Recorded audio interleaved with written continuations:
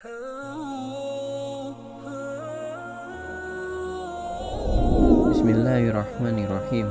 Assalamualaikum warahmatullahi wabarakatuh. Kitab tentang keutamaan para sahabat Nabi Shallallahu Alaihi Wasallam. Keutamaan Sa'ad bin Abu Waqqas radhiyallahu anhu. Diriwayatkan dari Aisyah radhiyallahu anhu, dia berkata, pada malam pertama setibanya Rasulullah SAW di Madinah, beliau selalu jaga atau tidak tidur. Lalu beliau mengatakan, semoga ada seorang laki-laki yang soleh dari para sahabatku mau menjagaku pada malam ini. Kata Aisyah, ketika kami dalam keadaan demikian itu, maka kami mendengar suara senjata. Lalu Rasulullah SAW bertanya, siapa ini? Orang itu menjawab, Sa'ad bin Abu Waqqas.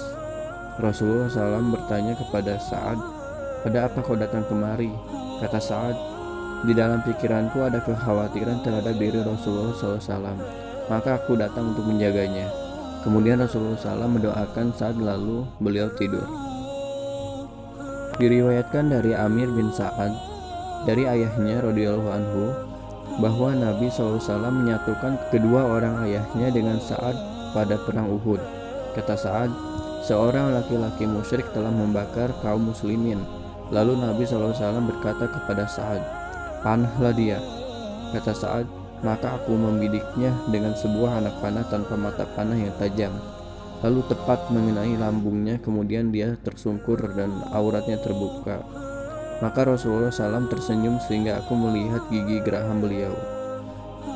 Diriwayatkan dari Mushab bin Sa'ad dari ayahnya bahwa ada beberapa ayat Al-Quran yang turut berkaitan dengan Sa'ad. Kata Mushab, Abu Sa'ad bersumpah tidak akan berbicara dengan Sa'ad selamanya sehingga Sa'ad meninggalkan Islam.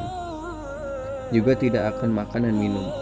Kata ibu Sa'ad kepada Sa'ad, kamu pernah mengatakan bahwa Allah Subhanahu wa Ta'ala berpesan kepadamu agar kamu berbuat baik kepada kedua orang tuamu. Sedangkan aku adalah ibumu, maka aku menyuruhmu untuk meninggalkan Islam. Kata Mushab, ibu Sa'ad bertahan selama 3 hari lalu pingsan karena letih.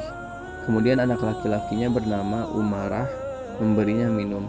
Kemudian si ibu tersebut memanggil Sa'ad. Maka Allah Azza wa Jalla menurunkan ayat yang artinya, aku wasiatkan kepada manusia agar berbuat baik kepada kedua orang tuanya. Al-Ankabut ayat 8. Dan ayat lain yang artinya, jika kedua orang tuamu memaksamu untuk menyekutukan dengan aku sesuatu yang tidak ada pengetahuanmu tentang itu, maka janganlah kamu mematuhi keduanya, dan pergaulilah keduanya di dunia dengan baik. Quran Surat Luqman ayat 15. Kata Sa'ad, Rasulullah SAW pernah memperoleh rampasan perang yang sangat banyak. Ternyata di situ ada sebilah pedang. Lalu aku mengambilnya. Kemudian aku membawanya kepada Rasulullah SAW.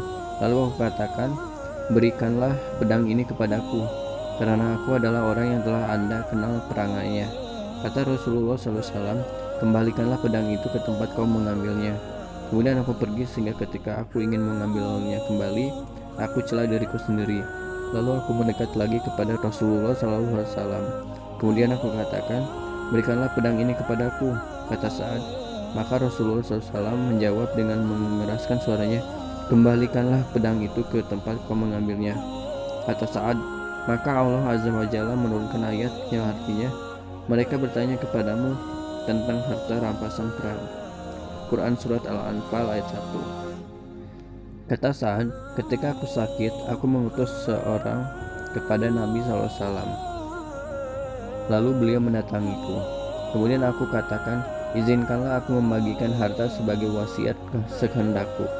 Kata Sa'ad, Nabi SAW melarang. Aku katakan lagi, bagaimana kalau separuhnya? Beliau tetap melarang. Aku katakan lagi, bagaimana kalau sepertiganya? Beliau kemudian diam. Maka setelah itu wasiat dengan sepertiga harta diperbolehkan. Kata Sa'ad, aku pernah mendatangi beberapa orang Ansor dan Muhajirin. Kata mereka, kemarilah, kami akan memberimu makanan dan minuman khamar. Saat itu khamar belum diharamkan. Aku pun mendatangi mereka di suatu kebun. Ternyata di situ ada kepala unta yang dipanggang dan ada satu wadah khamar. Kata Sa'ad, aku pun makan dan minum bersama mereka.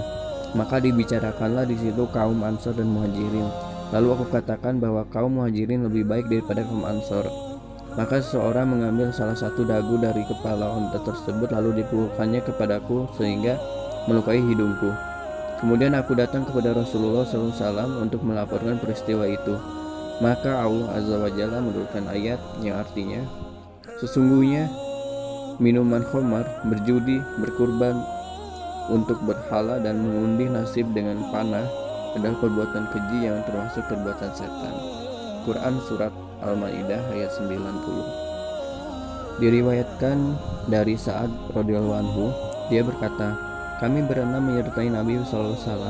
Lalu orang-orang musyrik mengatakan kepada Nabi SAW, 6 orang tersebut adalah aku, Ibnu Mas'ud, seorang laki-laki dari suku Hudzail, Bilal, dan 2 orang laki-laki yang tidak kenal namanya. Maka ada sesuatu yang terlintas di benak Rasulullah SAW. Lalu beliau berkata di dalam hati, maka Allah Azza wa Jalla menurunkan ayat yang artinya, janganlah kamu mengusir orang-orang yang menyeru Tuhannya di pagi hari dan di petang hari, sedangkan mereka menghendaki keridhoannya. Quran Surat Al-An'am ayat 52. Wallahu a'lam bishawab. Assalamualaikum warahmatullahi wabarakatuh.